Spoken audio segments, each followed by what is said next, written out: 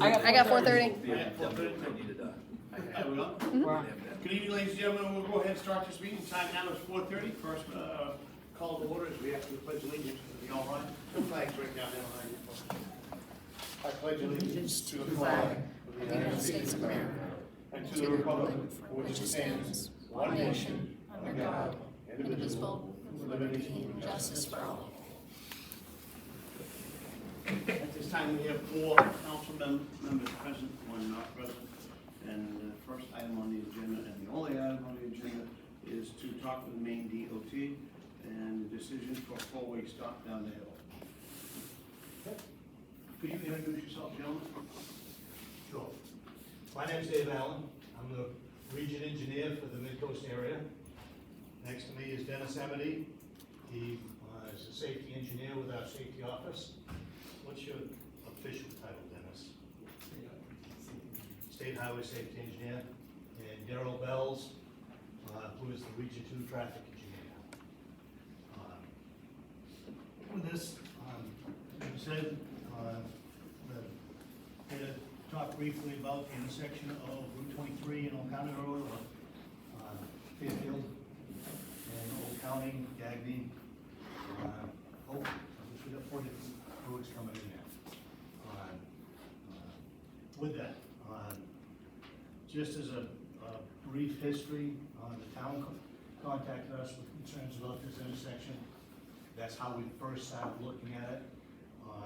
That was back with Ella. Yeah, I think it was with Ella that this started. I think everyone knows the intersection. Certainly it goes at a significant skew or angle. It's not a right angle thing. Wow, your mouse is fast.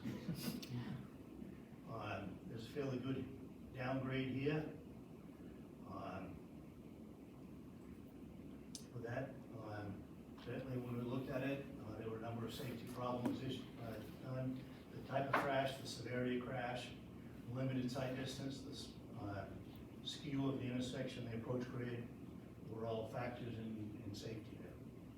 When you look at the crash history over time, you can see in the last 10 years, crashes have gone up significantly there.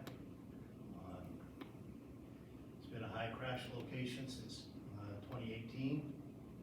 High crash being defined as more than 8 crashes in a year and a critical rate factor greater than 1. This is the latest crash diagram showing what's what. I didn't bring a laser pointer, but do this. This is Fairfield Street, Oakland's below us, Gagney,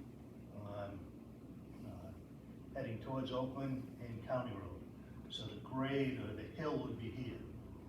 I can tell you somewhat surprising to me was that the grade of the hill wasn't a big factor. Only one involving someone coming down the hill. Did I miss one? No, it's 4. Oh, yeah, 4 of them. 4 of them coming down the hill. I kind of expected that hill that would be where the big problems was. Looking at sight distance, for 45, we'd like to have 500 feet of sight distance out there.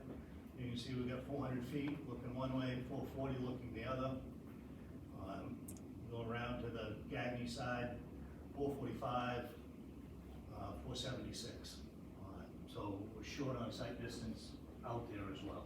So someone is having to make decisions quickly and be aggressive. Am I not?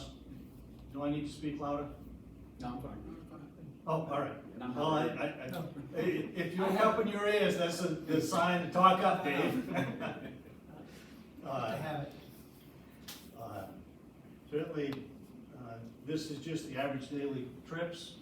Quick, how many vehicles we got going through there? Obvious, pretty straightforward. So once it was pretty clear that there was an issue there, we looked at several alternatives. Obviously, always an option for us is to do nothing. Another option was the always stop. We considered a flashing beacon, which would be red on Gagney and County roadside, yellow on 23. We also considered a traffic signal. With the vehicles through there simply wasn't enough traffic to warrant a traffic signal at that location. There's 10 factors in determining whether a signal goes in or not. It's gotta be one of those factors. We call them warrants. None of the warrants were met for a traffic signal at that location. So that left us with three options: flashing beacon, always stop, or do nothing. Well, we're hurting people out there. We've got a number of crashes that are happening out there. That's why the town called. So, to me, doing nothing is not a good option. Yep, go ahead. Can you put that in some kind of perspective? You said there were 12 crashes there were 15 crashes in a what period? 3-year period. I mean, is that just horrible, or is that, are there places in similar places that have similar crash numbers, or is this out of? It's well above average. That's what the critical rate factor would. And it's because of probably the hill and the short sight distance? Yep. Combination of those two things? Combination of those two. Right. Certainly there are many intersections that have a higher crash rate, and obviously a lot with low. But with that, around the discussion purposes, one is the critical rate that we start looking at. Anything above 1 is bad. Anything below 1, okay, it's not above average out there. And it was, what was it, 7, 8? What was the critical rate factor? Last was 7 point something. So basically, almost 8 times higher than what you would expect for that given value. And you also asked in relationship to how does it compare to other intersections in the state. It's tied for 4th for the number of angle crashes at 45 miles an hour in the state.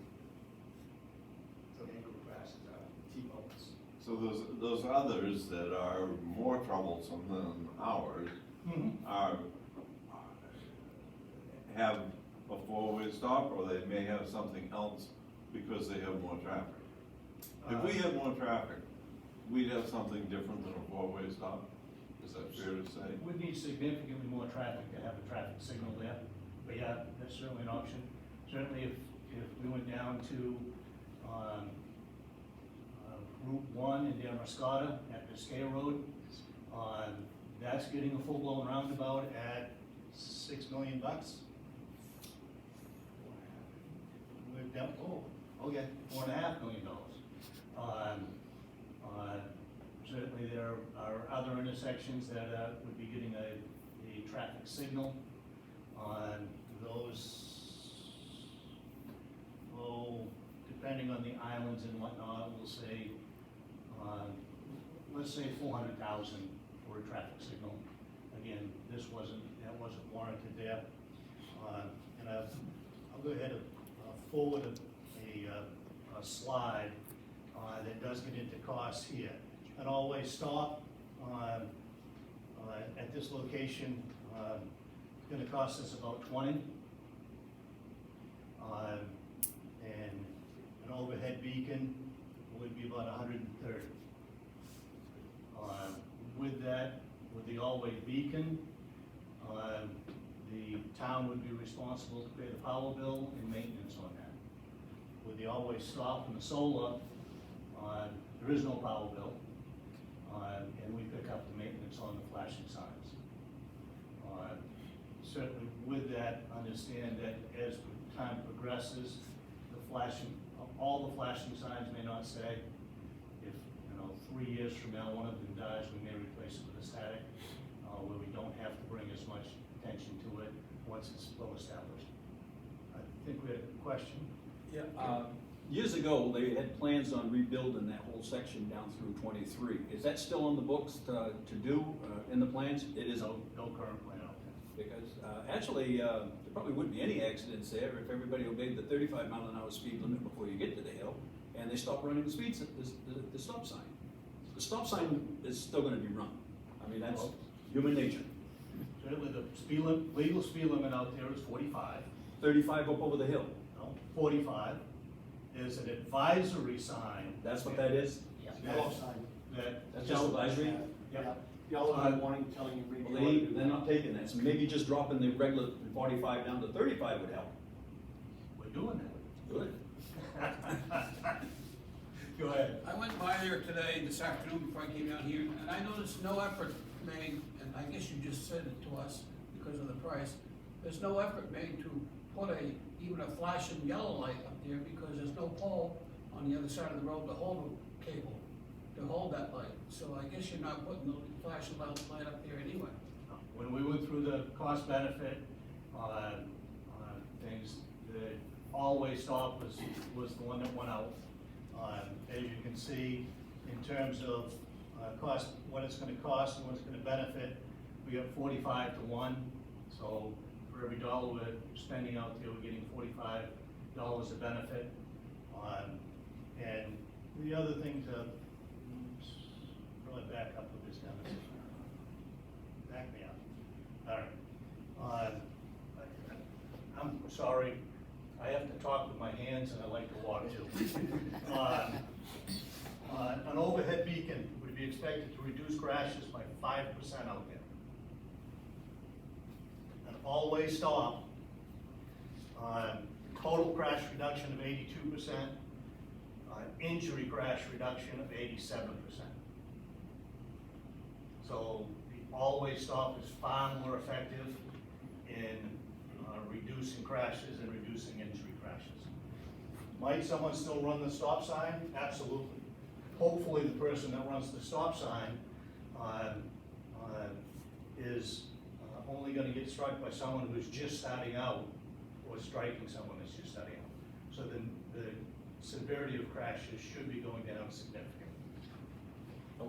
Okay, but on that same point right there, 2 points actually. One is, if you're coming up the county road and you're gonna go straight across and the guy's coming straight down, and he's the one that runs the stop sign, because people, first of all, they're not gonna be aware of it. They're not even gonna see it sometime because they're on their cell phone, right? Could be. So they come down across there, that's gonna be hitting broadside, T-boning a driver, okay, on that direction. The other thing is, when you come down over that hill and you're gonna make a right-hand turn, if you're going toward Fairfield, make a right-hand turn. Sometimes if the person or a truck or whatever the case is being there, you almost come to a stop before you can make that corner. Because the corner actually isn't just a 90, it actually goes back a little bit. Right. And a tractor trailer truck can't. Significant skew. Yep. And that's something, if you're gonna rebuild that road, that's something you ought to put in your notes and redo that whole intersection. It's dangerous for that reason alone. And the point that you brought up is very good in the sense that, you know, it's like at a signal. If I get the green light and I look left and this doesn't look like someone's gonna stop, I don't have to go. You have that decision making, you know, you have that decision to make. Yeah. And plenty of times, that's, you know, someone runs the red light, you have, you know, you still have that decision. If you're on county road, if they don't look like they're gonna stop, you don't need to go. You know, it could be dead right. Yeah, I realize that. I've lived down there on that street all my life. Yeah. Right? 73 years. So, So. I just skipped over, with that, if you would let me run through the things that we are doing as part of this, out there. Certainly, with that, you can see we've added in all-way stop ahead signs, on 23, that are flashing, on top of the hill. Again, they're gonna be on 23 on the other side, as well as Gagne and County Road. Mentioned speed limit, we're putting a legal 35-mile-an-hour speed limit on 23 now, so that will be enforceable, unlike the 45. There's also gonna be a hill blocks view to alert folks that they can't see We are giving truck drivers a heads up that there's a grade there. Honestly, most of the folks that go through here, I think go through here pretty regularly. I don't think we have a lot of people from away that this is the first time through. So a lot of that's gonna get brought out fairly quick. Certainly, part of the, one of the great things that's been made clear is the message boards that we've put out. They've got folks' attention. We've been talking for 10 months about this and options out there, and it's been pretty quiet. We put the message boards out there, letting folks know, and we've got response in this meeting. So having those message boards, you can see we're aggressively getting out there to let folks know what's coming. And those we left out there for 2 weeks afterwards. And of course, in addition to the signs flashing out there. Now with that, I know the gentleman back, what's that name? Oh, certainly pavement markings will be added as well. Stop ahead, 35, the stop on the stop bars. Added as well. Thanks, Dennis. I know we had quite the gentleman all the way back. Yes, I was just kind of curious, the crashes that we're seeing, are those weather generated, are they seasonal? Is there any of these things have anything to do with the seasonal, the time of year? Winter's here, they come up to the stop sign and they don't want to stop, so they're going through the intersection That was one of the things we looked at. due to weather. And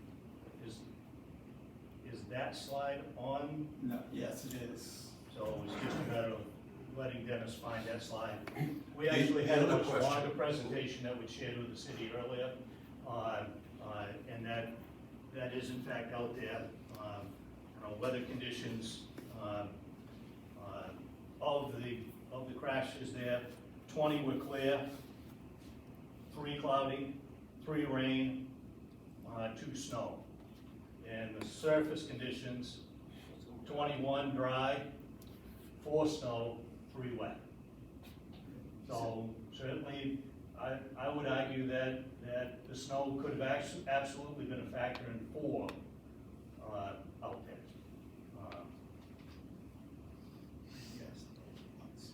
Is the average up also with Bryce's Rips being closed? Do we see any uptick because of more people running that way? It's tough to tell that, anecdotally, and in talking with the police, yeah, we think so. We know there's more traffic that way, we think that's given an uptick in crashes. But again, the bridge only came out, 2 months ago? March, and the last data that we showed was for 23. I know That's we, a They year had a out. couple of nighttime closures and whatnot prior to that, but the wholesale detour didn't start until this year. I know we had one last week down there. Yeah. Go ahead. Would you mind going back to the intersection that you had with the slides out, the sign located, with all the proposed signs? Yeah. I'll let Dennis do that. May I I can tell you, May I stand? hmm? May I stand and point something? By all means, if I'm standing, I think it's fine for Okay. everybody. I was involved in a broadside accident with a state vehicle right here, and the person that hit me, I'm pretty sure the person did not see the stop sign. Someone claimed there wasn't even one there, because the sign is on her right-hand side, and she's on the left-hand side. She's driving right here, and she came right up here with broadside of me. You're proposing a stop sign here and a stop sign here. Yep. With flashing lights on the signs? Yep. Okay, with the around. You're not proposing a light, so when they come up that hill, they can see it. You're familiar with the Middle Road Bakery on Sydney, the Middle Road, there's a flashing light coming down Middle Road. They got flashing reds, they have flashing yellow. I'm wondering what the accidents were required, number of accidents that required to get that intersection to be lit yellow. But coming Yeah. down the Middle Road, you can see that yellow light flashing. Yep. And I can't tell you that, it was far enough back that it was there. And expect that type of setup to reduce crashes there by 5%. In overhead. Yes, with an overhead flashing beacon. Right. And plus you got flashing lights on the side. Now, the Ward Hill Road, I don't think there's, typically, we would not have flashing lights on the signs if we had an overhead beacon. well, the one in Ward Hill Road, heading into Madison from, down the straightaway, the road, crosses over to the road. They have flashing lights and flashing signs, stoplight, but they have, the main drag has just a flashing yellow going through. But Mr. Rogers was talking about, this vehicle comes here, on the Truman Road in Waterville, there's a four-way stop by the Armory. What happens there, people don't know that they have the right of way after they get to the stop sign. They'll wait and they'll motion people to go, thus tying up people that get cut up because they're not making the turn. If you get someone stops here, this person stops here, this one wants to go through, and this one doesn't dare to go through, they'll motion on, and now all of a sudden, your 2-second people that are supposed to be coming up, you've got a line up here now. And then you've got someone that wants to make a turn here, and this always happens, especially the well drilling trucks and the trailers, they can't make that turn unless they get half their vehicle into this lane right here. That's right. You showed this, but that is not drivable right here, that shoulder, you can't put a vehicle on that. It's like on the county road, Fresh Strips Road. Every once in a while, you guys, because you're maintaining the road, this town plows it, but you maintain it, you're always filling in that corner on the right strips. Yeah. Because the trucks are just tearing that edge out. They're off tracking on the inside. I don't mind the speed limit down here, 35, I wouldn't mind, there's two holes, there's two holes down here, I don't know why you only show one, but there's two stakes down here. Right, that's. One's 50 feet, one's right here, one's further down right here, are they both gonna have signs? That would be Yeah, the that would speed be- limit sign and. The speed limit sign's about 1,000 feet back from the intersection. And I believe it's followed by the hill blocks. Right.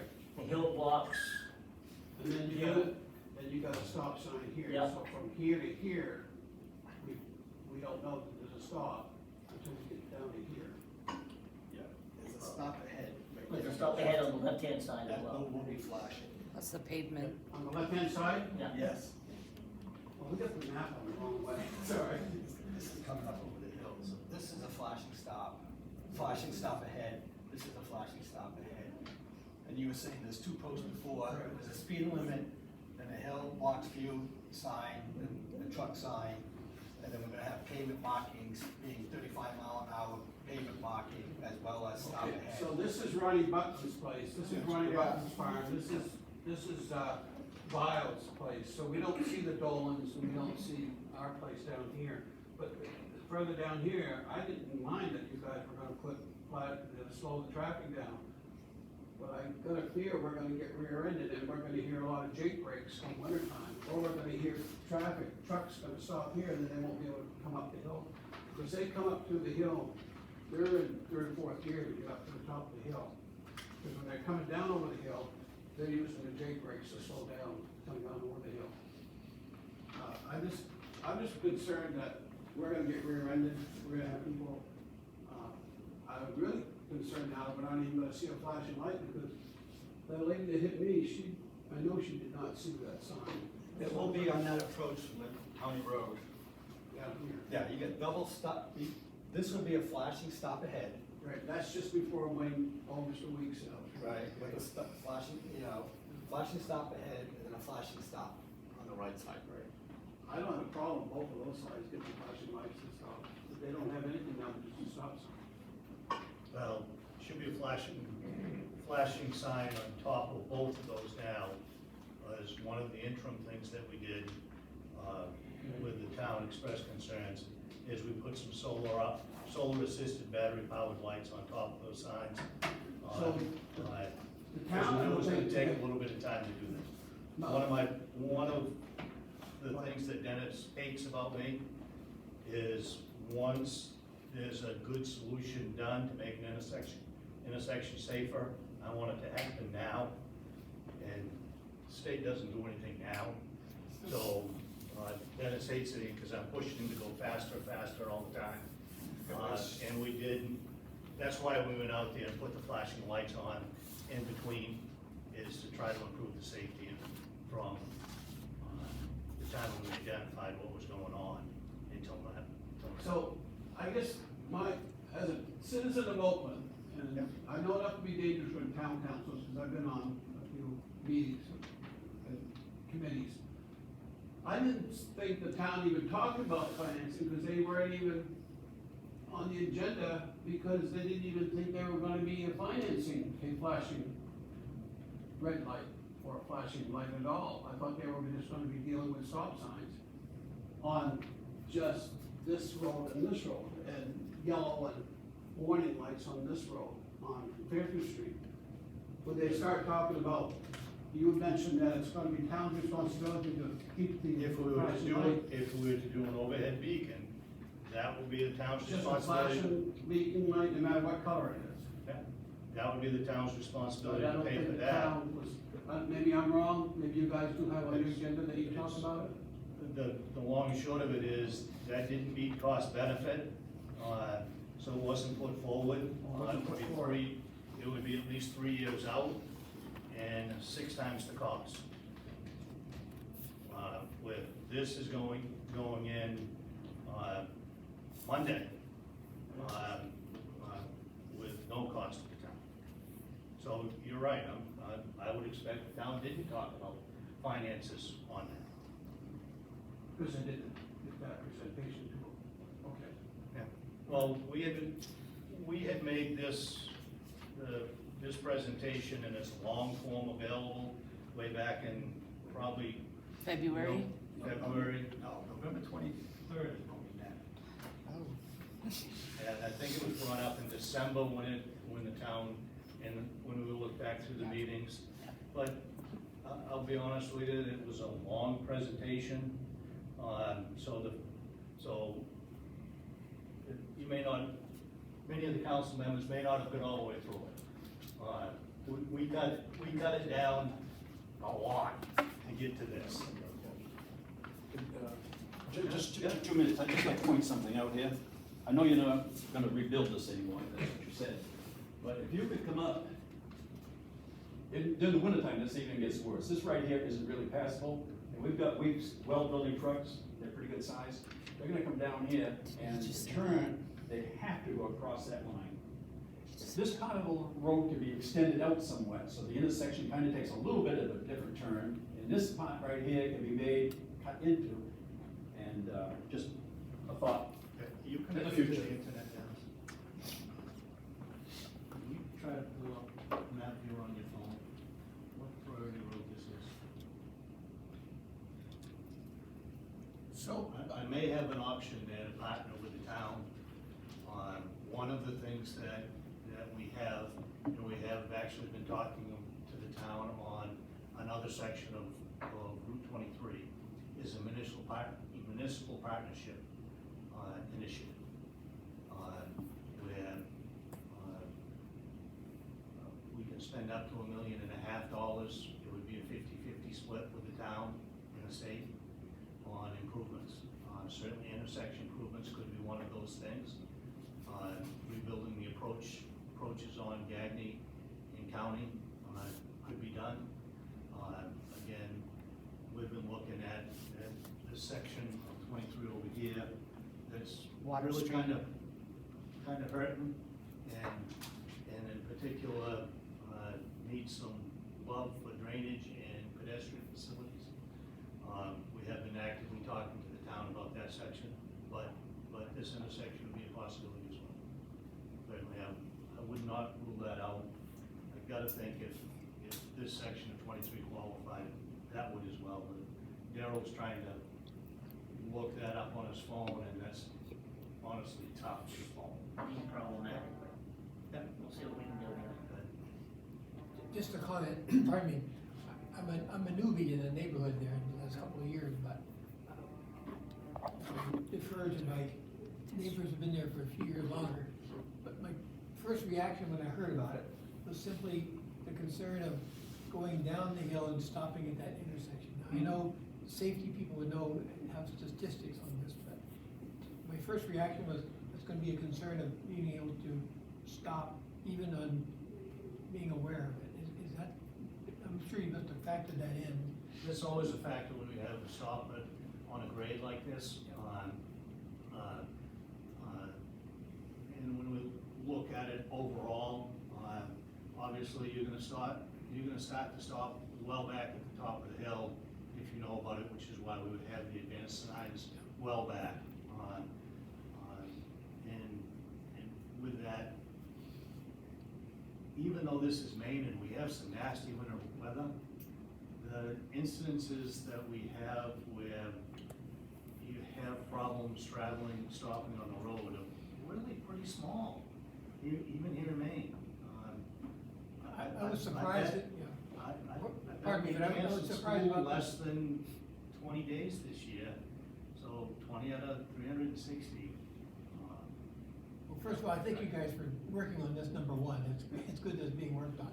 And I was surprised at those statistics you showed earlier that showed that the majority, I forget, the number 20 was in dry weather and only a few were in inclement weather. That surprised me, so I guess it kind of makes me look at it a little differently than I would have.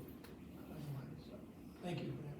These things. Okay, I think the incidence of stormy weather crashes are gonna go up a little bit if you've got every vehicle stopping going down that hill.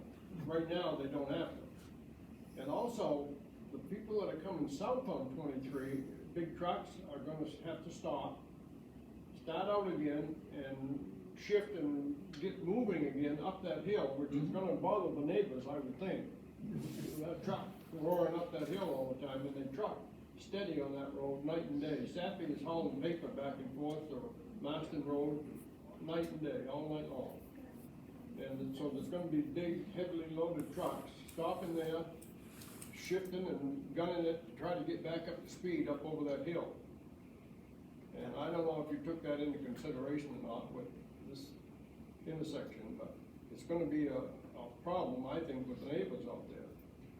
Well, certainly we did factor in the impact of the neighbors. And if you look at where we have, in particular where we have the stop ahead signs on 23, we intentionally tucked one, way back here so that it was not flashing at the house. That was one of the things. Certainly I understand that you're gonna have more engine braking and you're gonna have more engine noise. I'm also a commercial truck driver, have been for a number of years. I understand that, but honestly, the safety factor isn't outweighed. One of the things that was brought up here as well, that we haven't mentioned yet, is we looked at the overall delay at the intersection. And adding these is gonna slow traffic, it's gonna delay traffic by 1.8 seconds on average for all the traffic out there. What's that? During? All right. Well, 1.8 seconds during the peak hour.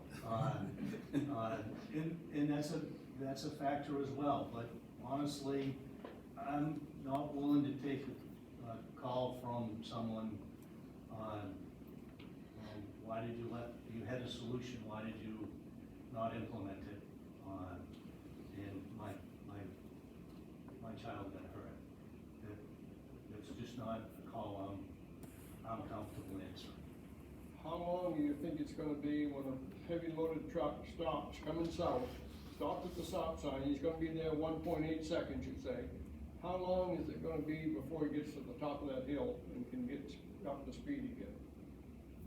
Certainly, it's gonna depend on the truck, the Yeah, horsepower, and it varies. Certainly, I hate to say that I'm old now, but. The amount of time he stopped is incidental, I think, to the amount of time he's gonna be trying to get back up to speed up that hill. Again, what we looked at was an overall delay because of the stops, not just the time that he was stopped. Are you, the road from Oakland to Fairfield Center where the Grange Hall is, and Fairfield Center where it meets with 201, the Waterman Road? There's not even a flashing light at that intersection by the Grange Hall is, and people are stopping there, and they're going every which way. Some are going across to Ohio Hill Road.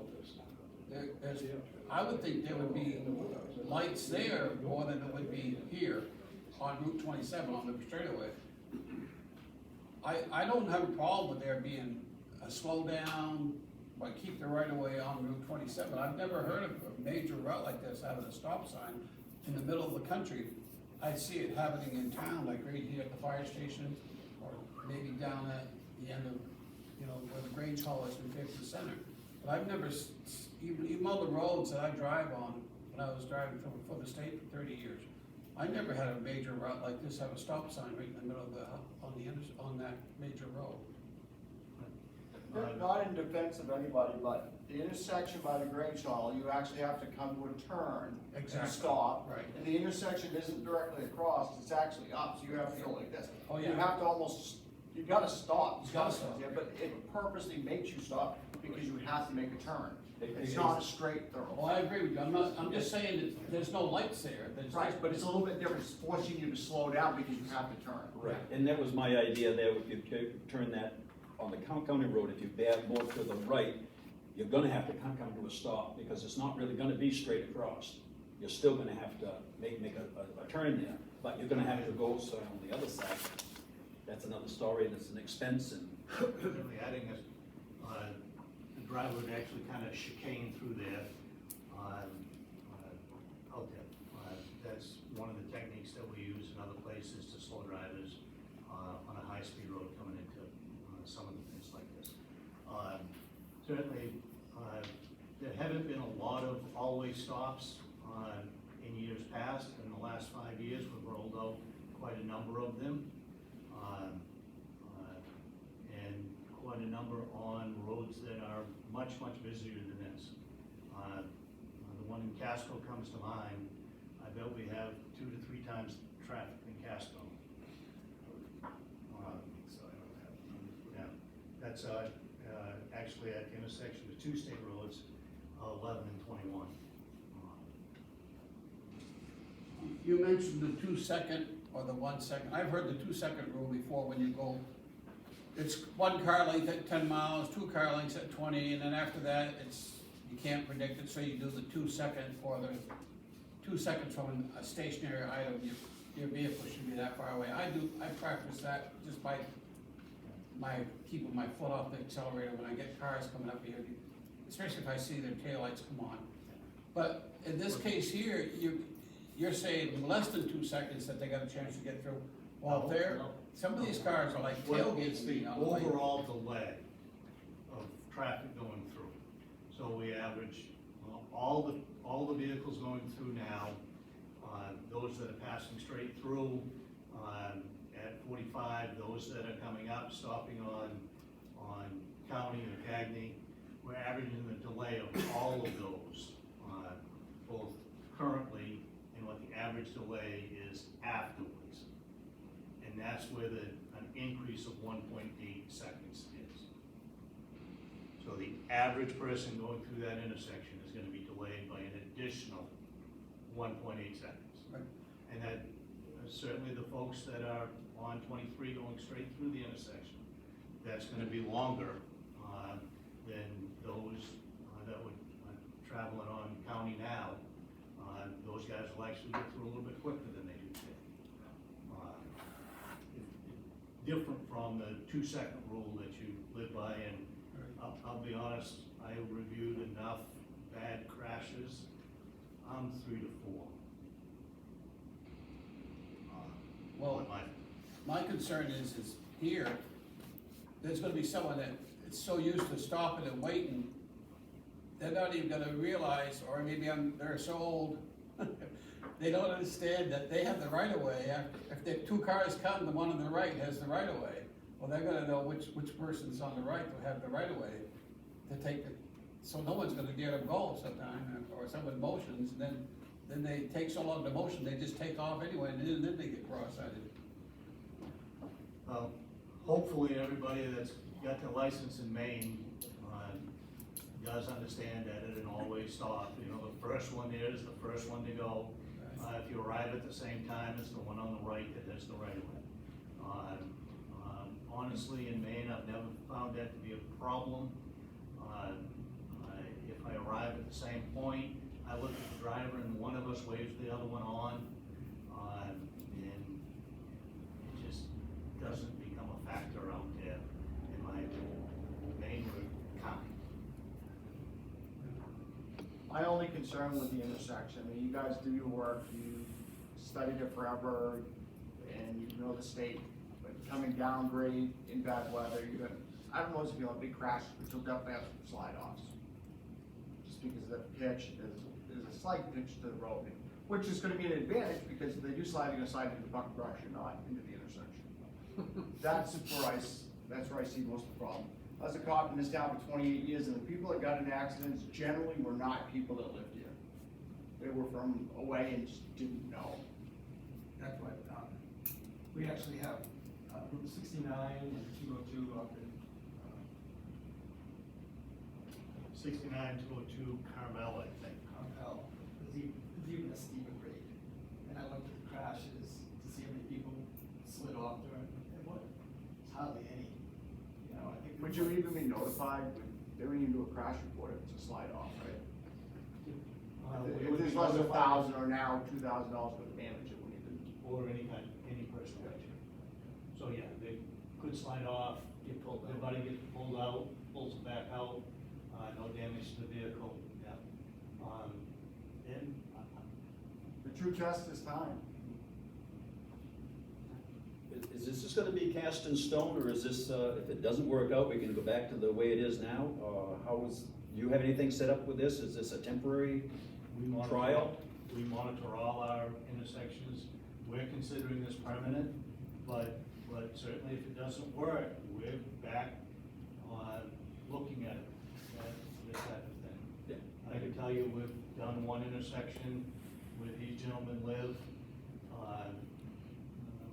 Probably hit $1 million in that intersection, and it hasn't performed the way we want. We've been actively looking at what we can and should do there now.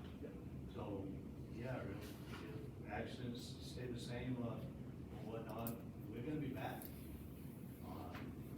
So wouldn't it have been Not allowed easier, to get hurt on my road. wouldn't it be easier now to go from bad to worse than from worse back to bad? I mean, why can't we have yellow on Route 23? On the major highway, why can't we have yellow flashing lights, slow down, come, you know? So the traffic can get used to it instead of automatically, Again, And we got cars, a project we got like 60 that cars. is 6 times more expensive. well, Would be 3 years out. And it would have a cost to the town. With that, we would struggle to be able to fund that. That doesn't stand up as a safety project anymore, because it's not meeting the cost benefit. well, I'm not talking about the light hanging over. I'm talking about the light, the signs being warnings. Flashing stops on Gagnon and County, the way you plan to have it, and slow down and intersection ahead and all that, because all we have right now is that intersection ahead sign down by Dolan's house. Before you go up, just starting to go up the hill from crossing Jordan Brook. That's how I envisioned it happening, beefing up coming County Road and Gagnon Road, and then if that didn't work, then the next step would be made, but we're all the way there now. But we did beef up the side road with flashing lights on top of the signs, and that didn't seem to do anything. You just had a crash last week. last week, so. Yeah. And did we add the left-hand stop signs as well? We did. So we doubled up on the stop signs on Gagnon County. I know we put in the stop ahead Stop ahead. and put flashing lights on stop ahead and the right side stop sign. And as far as the 18-wheels go, whatever, they'll get used to it, but my concern with the 18-wheels coming towards town is if they're gonna get geared, get sliding, and get stuck on the hill. But they can They'll get back find a new down. route. Right, but once they're on the hill, well, then you've got yourself a traffic problem, but they can at least back down into it, it's a four-way intersection. Certainly, and, you know, we've got many places out there where. Oh, yeah. We have that, Waldeboro comes to mind. We got steep grades going up each side. So can we add a no Jake brake sign down the hill?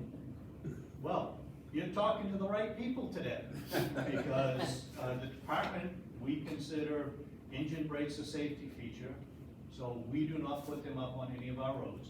However, we allow the towns to, at their discretion, do that. There are two types of no engine brake, and you can't use Jake because it's a trademark term. No engine brake signs.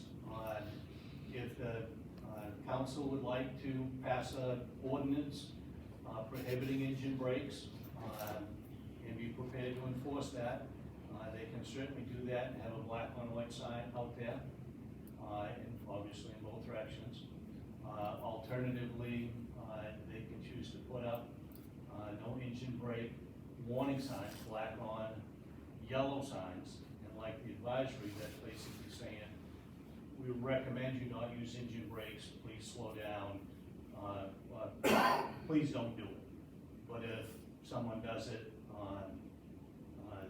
you could, blue lights would end up behind. But that would be a town decision, out there.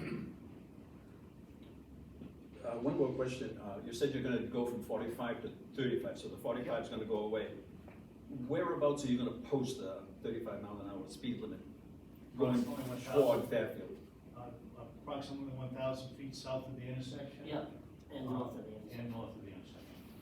I'll give you a piece of land down at my place, you can do it down there. There's a lot of speeding down there. They make that curve by down the hill, yeah, I'm gonna go pretty quick. They're passing. Yeah, that's my mailboxes. Yeah, 3 of them, so all right. I'd like to just make a comment. You know, we're here for a reason because there is crashes. We wouldn't be here if it wasn't for that reason. You know, I ride a motorcycle. When I hit the top of that hill and come down to that intersection, because I know that intersection, I have to be aware of that stop and be defensive when I drive over that. So coming down over that hill and having to stop, in the motorcycle world, to be honest with you, we move quicker, we're faster than a car, and less visible. So, to be honest, I commend you guys for doing this.